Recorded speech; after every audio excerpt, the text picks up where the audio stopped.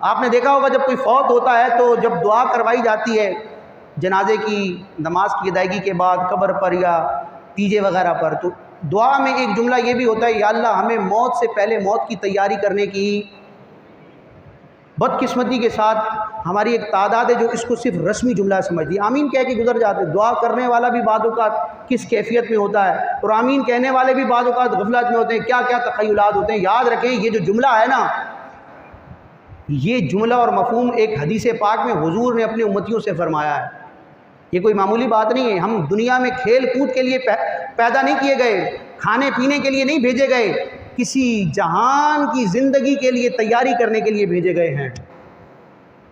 Examination hall میں کچھ طلبہ کے اسٹوڈنٹس کے بھی پیپر ہو رہے ہیں، دینی طلبہ کے رجب شعبان میں ہوتے ہیں، تو کمرہ امتحان میں جب بچہ جاتا ہے اگر وہ تیاری کر کے نہ جائے تو کیا ہوتا ہے؟ آپ کہیں گے چیٹنگ ہوتی ہے، یہ بھی ہماری بدقسمتی ہے۔ لیکن الحمدللہ دینی مدارس اور بالخصوص دعوت اسلامی کے جامعات اور مدارس اور جو بھی انسٹیٹیوٹ ہیں، دارالمدینہ ہو یا فیضان، جو ہمارا اسکول کا ایک اسکولنگ سسٹم ہے، الحمدللہ وہاں ایسے معاملات نہیں ہوتے۔ اگر کوئی فرد واحد کرتا ہو تو اس کا اپنا قصور ہے، ورنہ دعوت اسلامی کی نہ یہ تھیم ہے، نہ اس کی پذیرائی ہے، اور نہ اس کی شرعاً اور تنظیماً اجازت ہے الحمدللہ۔ تو آپ بے فکر ہو کر اپنے بچوں کو جامعات میں اور مدارس میں بھیجیں، انشاءاللہ وہاں ایسے معاملات نہیں ہوتے، اور اچھے انداز میں الحمدللہ بچوں کی تربیت کی جاتی ہے۔ لیکن یہ بدقسمتی ہے، یہ ہمارے معاشرے کی تلخ حقیقتیں ہیں کہ چیٹنگ بھی ہوتی ہے۔ تو اگر کوئی تیاری نہ کر کے جائے تو کیفیت کیا ہوتی ہے، اور اگر تیاری کر کے جائے یا تیاری نہ کر کے جائے لیکن ایک کمرہ امتحان میں کچھ بھی نہ کرے، بیٹھا رہے، ہاتھ پہ ہاتھ دھرے، وقت پورا ہو جائے، 3 گھنٹے کے بعد پیپر لے لیا جائے، آپ بتائیں وہ شخص پاس ہونے کی امید رکھے گا؟ یا اس کو نمبر دے کر پاس کرنا یہ انصاف ہوگا؟ نہیں ہوگا۔ تو جب دنیاوی امتحان میں کوشش کیے بغیر، پیپر حل کیے بغیر پاس نہیں ہو سکتا بندہ، نمبر نہیں مل سکتے، تو یاد رکھیں اللہ تبارک و تعالیٰ کی اگر رحمت شامل حال نہ ہوئی تو نیک اعمال کیے بغیر، اللہ رسول کی اطاعت کیے بغیر جنت مل جائے، راحتیں مل جائیں، عذاب سے بندہ بچ جائے، یہ بڑا مشکل ہے۔ اعلیٰ حضرت امام علیہ سنت چوٹ کرتے ہوئے فرماتے ہیں کہ روشنی کی ہمیں عادت اور گھر، تیرا اتار ہے کیا ہونا۔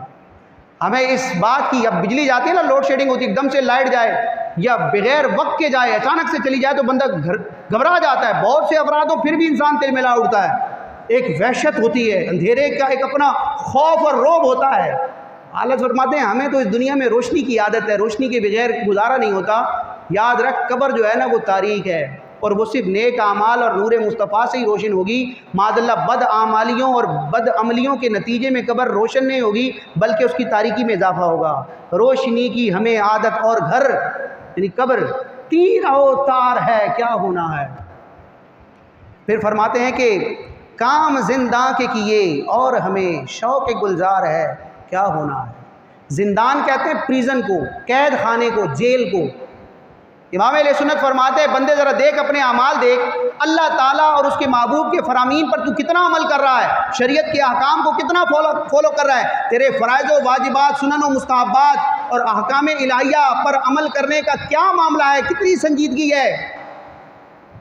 تو کام تو ایسے کر رہا ہے کہ تجھے اٹھا کے جیل میں ڈال دیا جائے، لیکن تو سپنے اور خواب دیکھ رہا ہے جنت اور باغ میں جانے کے۔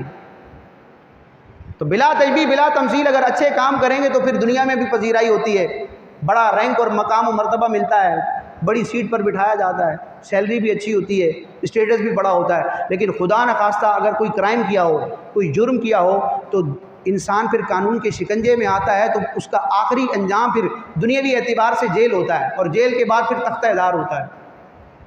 تو کوئی قتل و غارت کرتا رہے، لوٹ مار کرتا رہے، قانون کی وائلیشن کرتا رہے، کہے کچھ بھی نہیں ہوگا، مجھے لوگ عزت دیں گے، ادارے مجھے سلیوٹ کریں گے، تو یہ اس کی خام خیالی ہے۔